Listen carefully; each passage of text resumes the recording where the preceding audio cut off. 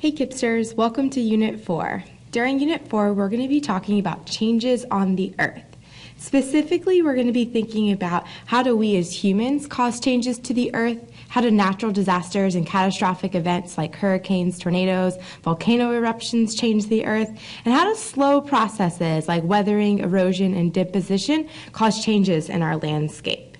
So let's take a look at our objective for today. By the end of the day, you'll be able to describe the effects of catastrophic events on ecosystems. By catastrophic events, I mean things that are natural disasters. These would include earthquakes, hurricanes, tornadoes, volcanic eruptions, storms, flooding, all things that are caused by weather or geology on Earth. So the first is floods. Floods result when rainfall exceeds the holding capacity of a draining system. This is often what happens in Houston. We'll get a sudden burst of rain causing the rivers and bayou to overflow, and the flooding, even though it may not look as extreme as this looks every time, flooding like this happens recently and very often around the world. So what are the effects of floods? Well, moving water uproots plants and buildings, taking it away from its foundation. We know when water were to uproot a plant, it can no longer live on its own, not rooted in the soil. It also reshapes the topography. The word is topography, which means the same thing as landscape. So it reshapes what the landscape or the land looks like. An area that may have been dry and hilly may now be very flat after a flood. And finally, one big negative is that it spreads pollution and disease.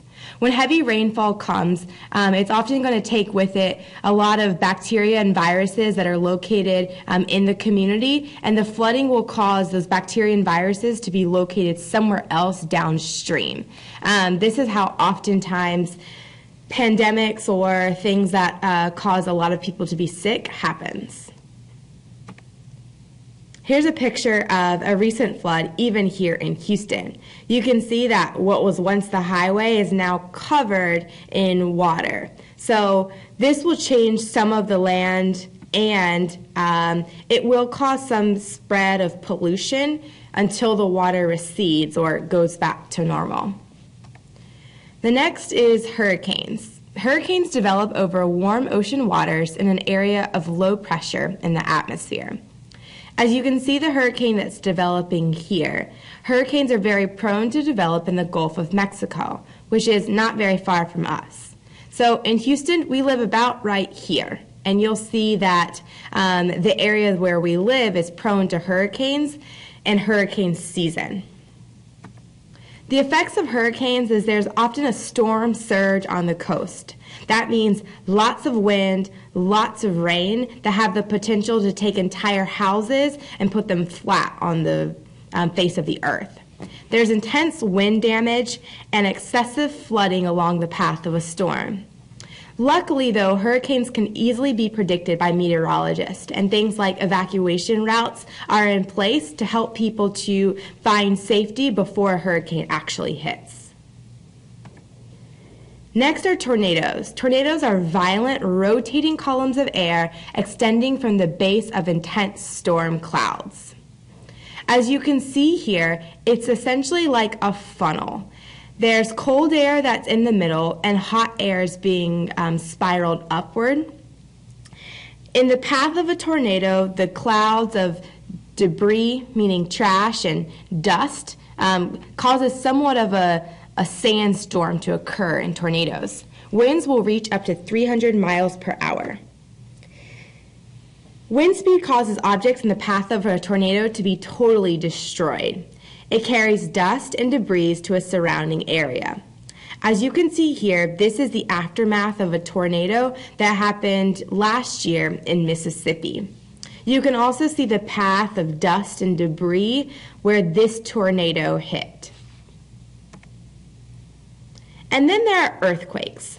Earthquakes are the result of a sudden release of energy on the Earth's crust that causes seismic waves.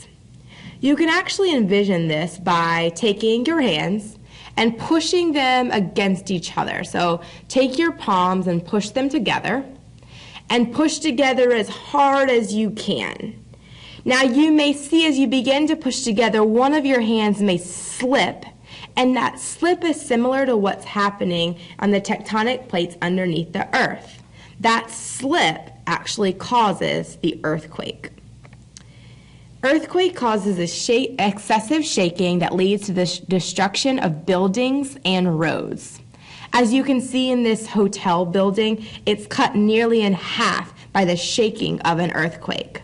It also changes Earth's topography, what we said was landscape. So you can see here in this image, this was once a road that has been shattered and broken by the effects of an earthquake.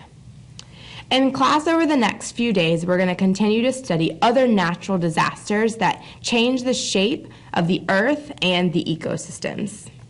That's all for now.